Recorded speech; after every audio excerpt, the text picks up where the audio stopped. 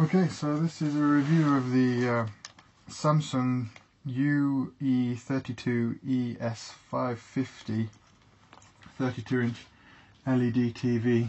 I've just got this. It's got all the standard ports on the back and no internet connection built in, no networking built in, so you have to buy an extra Wi-Fi dongle to connect it wirelessly.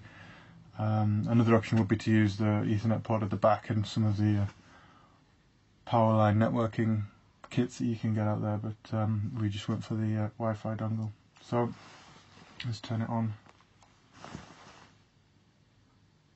So there's no actual hard power button, it just goes into a very low power standby mode, it seems.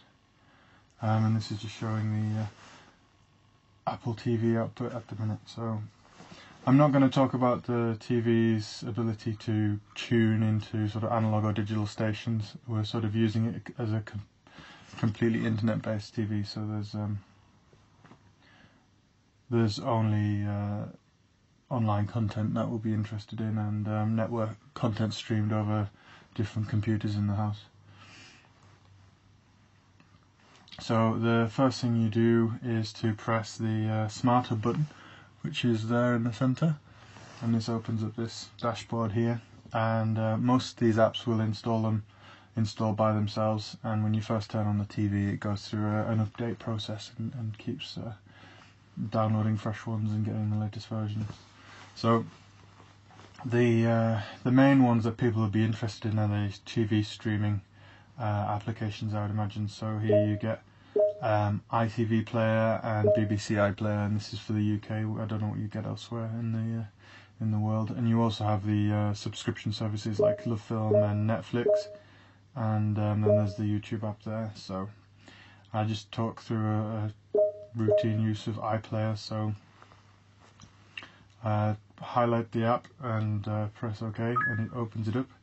It's reasonably snappy for a TV. I know I've played with older smart TVs and have been quite painfully slow to use, but this is quite nice and nippy, and it's quite a nice interface actually. So just scroll along the bottom here to get the categories or the channels that you want. It just loads up.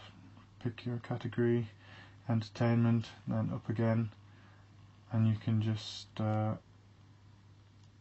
return, and you can just flick through the programs, and it's nice and quick again, no lagging or anything.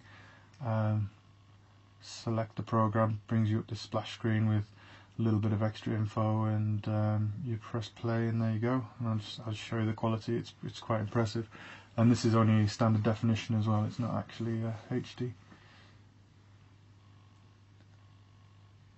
It starts playing pretty quickly. You can turn subtitles on and off and things.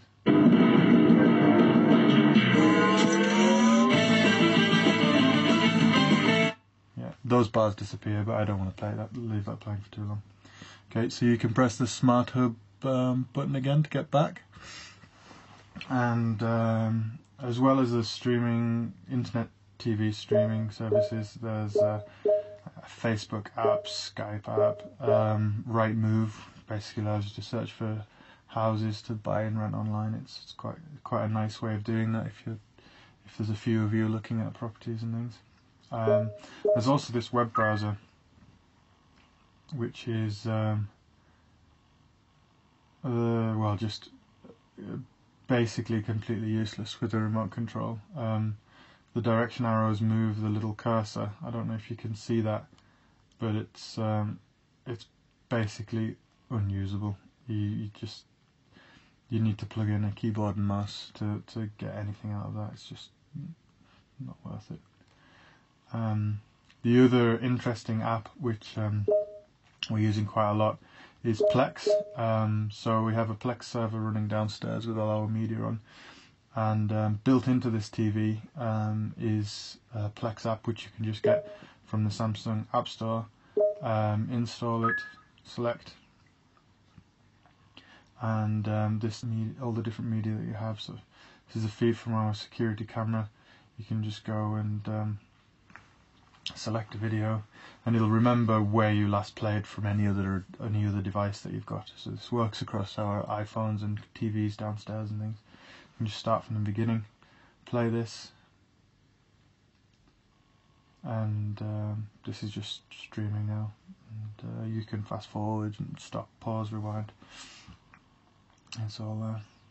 So those are, well, that's basically what we'll be using the TV for. The digital and tuner is basically useless these days, and for anything else that this thing can't provide, we have the little Apple TV there connected up, and that just goes over HDMI. Maybe the other things would be to look through the menus. So you've got all your basic settings for picture, sound. Again, it's not connected to the terrestrial network. Gives us all our details about the network connection. Again, that's all just simple, straightforward. You just plug and play, really. A few system settings and manuals and things, and contact details for Samsung if anything goes wrong.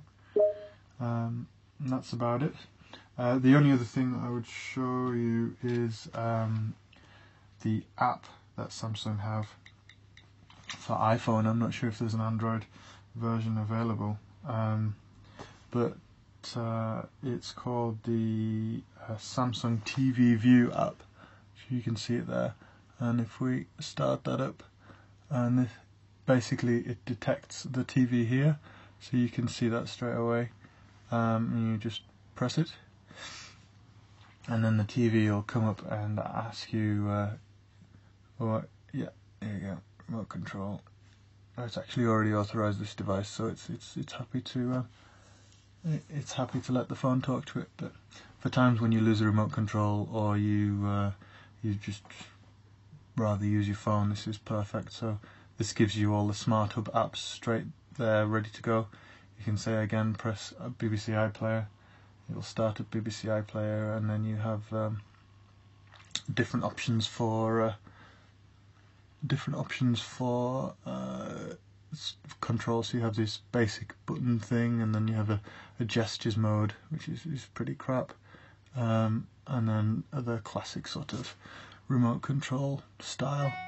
And again, you can just navigate like you would do with a normal control, and it just flicks through. It's quite neat, and it's free. And yeah, that's about it. Okay.